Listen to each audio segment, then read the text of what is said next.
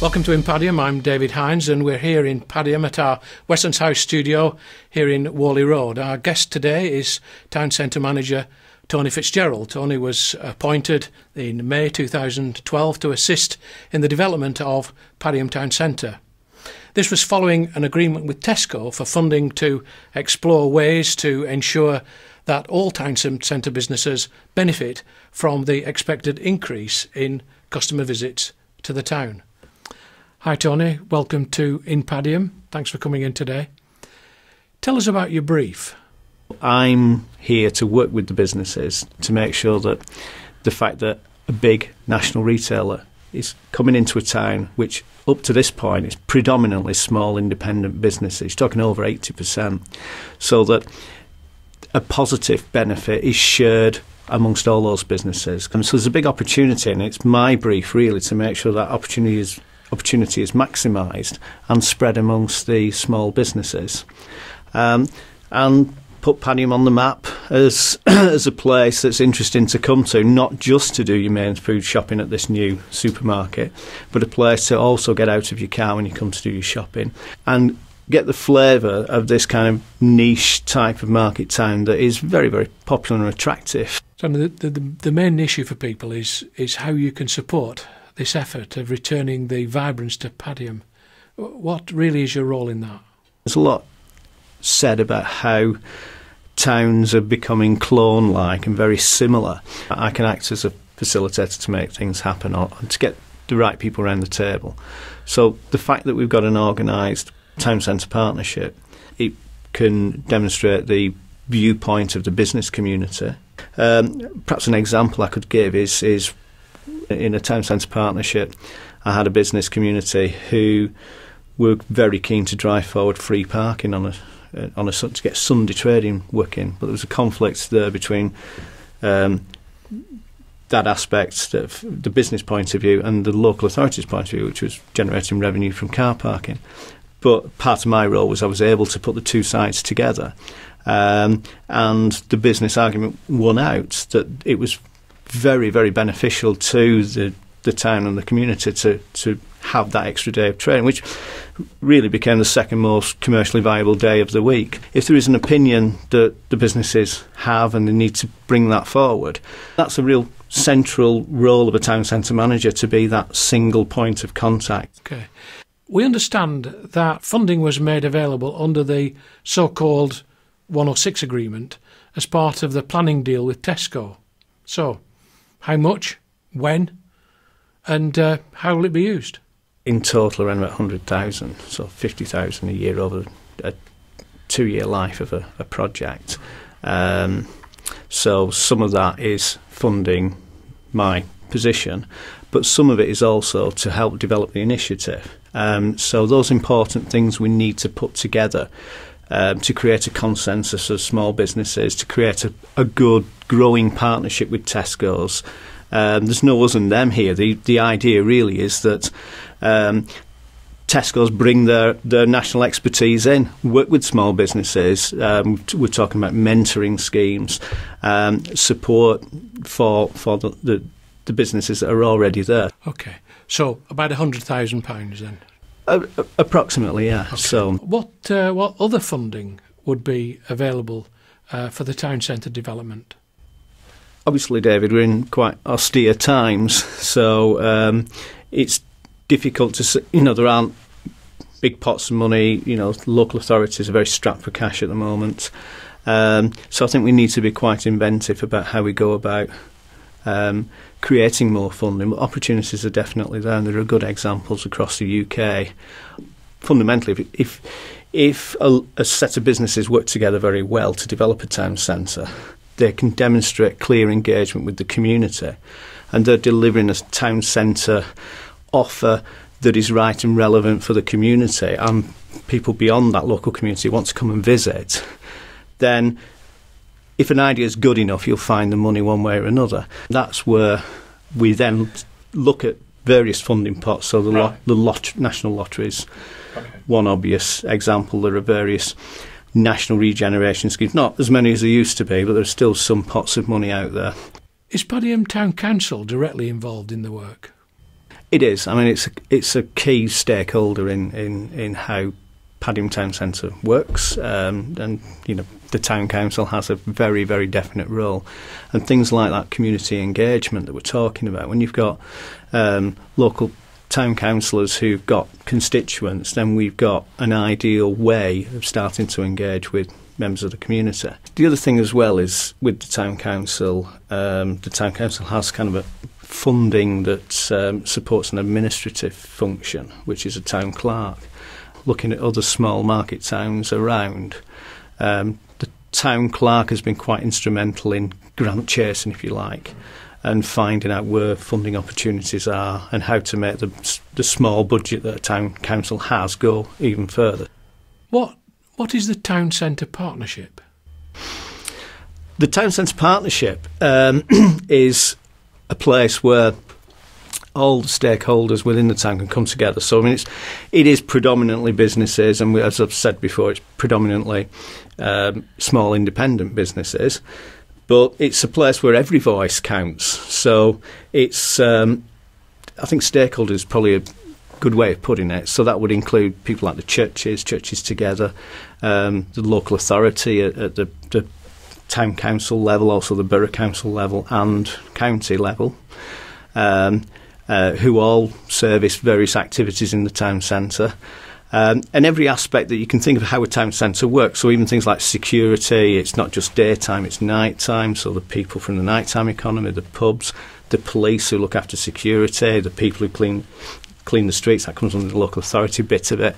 So it's really a place where everybody's engaged in and bringing something to the table. So it's a very wide, it certainly is, and it can go informal membership then. Indeed, I mean, it can become more formal over time. Do you think it should be business-centric? I think it needs to be about how the town centre services its catchment. So a large element of that is commercial, but it's not the only thing.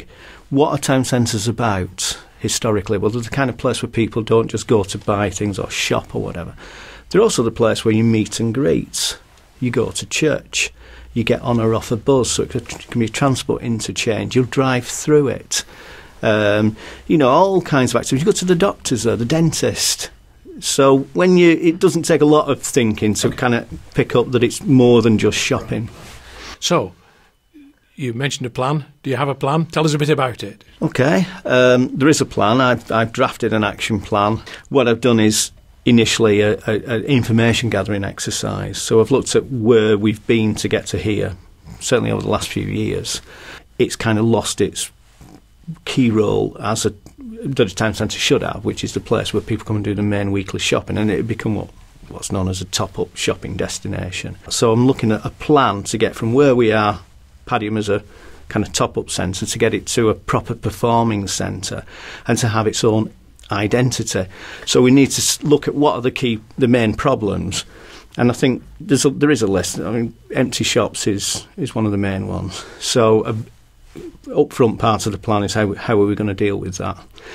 Having a strong, effective, sustainable partnership, because one of the things I've seen over the years is there have been various initiatives before, but they've kind of fizzled out when money's fizzled out. Let me take you a little bit further. There are a large number of empty business premises in the town. Obviously, it's a major issue.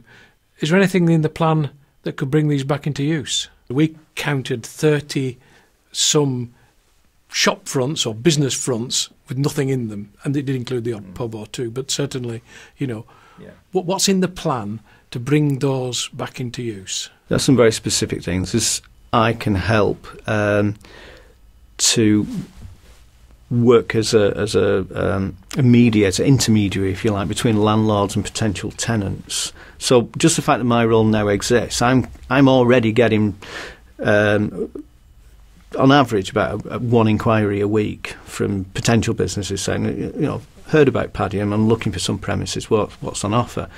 Do you know if these empty properties are listed on the business property register, the Burnley Business Property Register? Do you know if those are all listed? I couldn't say. I know for definite. No. But and certainly we tried to get on the business property register, and we discovered it was almost like the sales prevention website, because you couldn't see what was available. You had to write to somebody and or send them an email and so on. The empty properties themselves kind of fall into two separate groups, though. The ones that are available and on the market, but there are several that are not actually on the market. So I think things like property registers or land registering, identifying landlords is one side of it. Yes.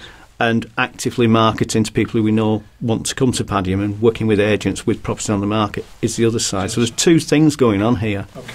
So I'll pick up on that then. So you'll be aware that there's an initiative to deal with empty domestic properties in Burnley, in certain parts of Burnley, and I think it's called the Empty Homes Cluster Programme. Is that something that could be extended to help empty dual-use properties in Padiham? A lot of the shops, of course, have accommodation with them, and we're wondering if that initiative could perhaps be adopted. This is where the landlord hands over the property to the authority for a period of the refurbished, the rented, and then eventually handed back, and the owner gets a certain small percentage of the rent. The local authority recoups with the rents, but is that something you've talked about? Not specifically. I think there are some fundamental differences between the residential property market and these isolated groups of empty properties in a town centre. When it comes to commercial properties, there isn't a kind of one-size-fits-all scheme that you can just apply, but there are various other ways of coming at this. One of the first things is taking the context of Padiham being quite a historic town centre, and a large number of the premises being within a conservation area, which has an effect on how we deal with landlords and how we refurbish buildings. So it's just about getting things in the right order. So the first piece of work that needs to be done is a proper comprehensive appraisal of the conservation area. So that work is now scheduled. So we'll be looking at that, looking at what state the properties are that are protected under that conservation area, and then coming up with a plan. Because those types of properties can have a different sort of status, some are locally listed, some are nationally listed, some are just in the conservation area.